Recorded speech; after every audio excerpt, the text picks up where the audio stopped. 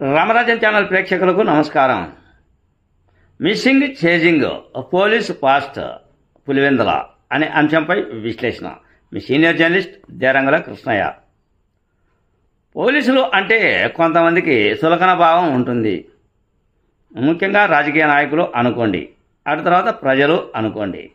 ప్రజలు పోలీసులు అంటే భయపడతారు. పోలీస్ స్టేషన్కి వెళ్ళాలి అన్నా, పోలీస్ స్టేషన్లో ఏదో పంచాయతీ జరగాలి అన్నా, వామ్మో పోలీసులు అనే భయం ఇప్పటికీ కొనసాగుతూ ఉంది. పోలీస్ స్టేషన్కి వెళ్తే అది ఏదో అవమానకరంగా ఉంటుంది అని. అయితే పోలీసుల మీద ఎంతోమంది ఎన్నో రకాలుగా ఆరోపణలు చూపిస్తూ ఉంటారు. ఇది అందరి పోలీసులతో పని జరుగుతుందా అంటే కొంతమందితోనే పని జరుగుతుంది అని అనుకోవచ్చు. పులివెందుల పోలీసులపై కూడా ఇక్కడ పులివెందులలో 2 పోలీస్ స్టేషన్లు ఉన్నాయి. ఒకటి అర్బన్ పోలీస్ స్టేషన్, ఆ తర్వాత ఇంకొకటి రూరల్ పోలీస్ స్టేషన్. తర్వాత 3వ పోలీస్ స్టేషన్ కూడా ఉంది, ట్రాఫిక్ పోలీస్ స్టేషన్. ఈ 3 పోలీస్ స్టేషన్లలో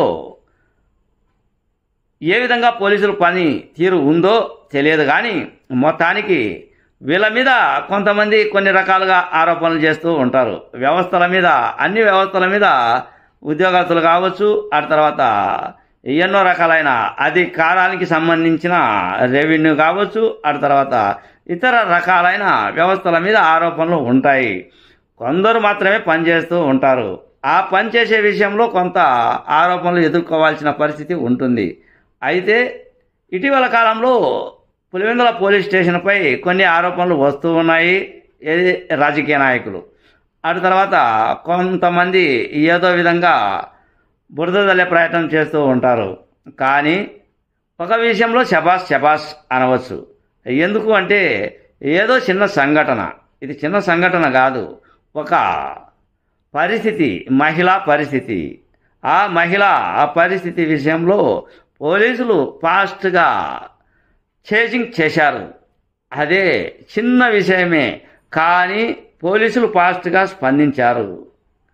ఈ విషయం నేను చెప్తే బాగోదు, మన పులివెందుల డిఎస్పీ మురళీ నాయక్ చెప్తూ ఉన్నాడు. చూడండి ఈ వీడియోలో. ఇలా నిన్నటి దినము మన పులివెందుల టౌన్లో ఒక ఇన్సిడెంట్ జరిగింది.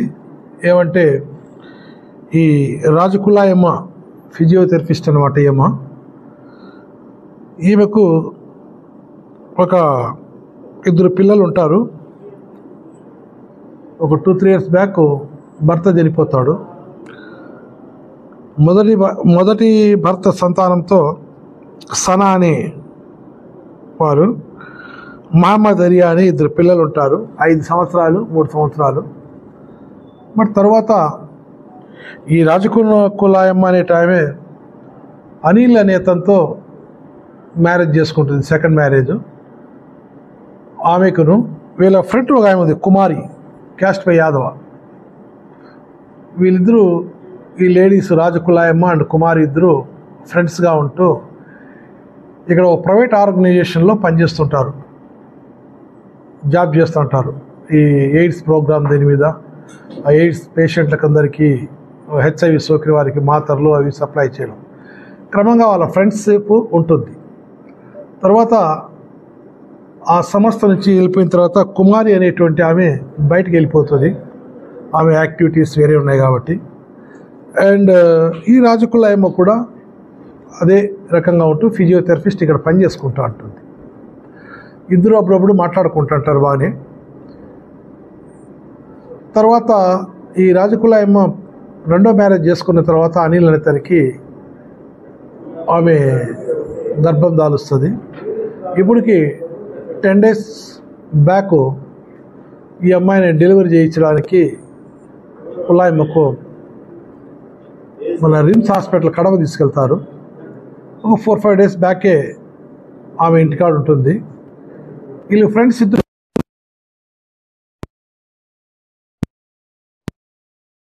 పడుకుంటుంది. కుమారి అని ఆమె పాపం, ఆమె బాలింత కాబట్టి కొద్దిగా నిద్రలో జారుకుంటుంది.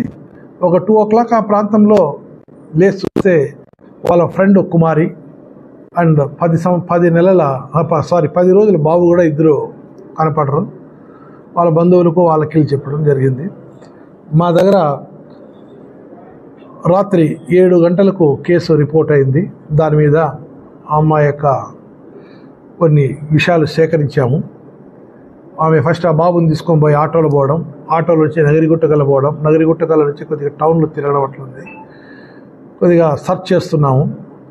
ఈమె ఎక్కువగా నూజివీడు ఏదైతే కృష్ణా జిల్లా ఉందో అక్కడ కూడా చాలామంది ఫ్రెండ్స్ ఉన్నారు ఈమెకు. అదే రకంగా తాడిపత్రిలో కూడా ఒక 1 or 2 మెంబర్స్ పరిచయాలు ఉన్నాయి.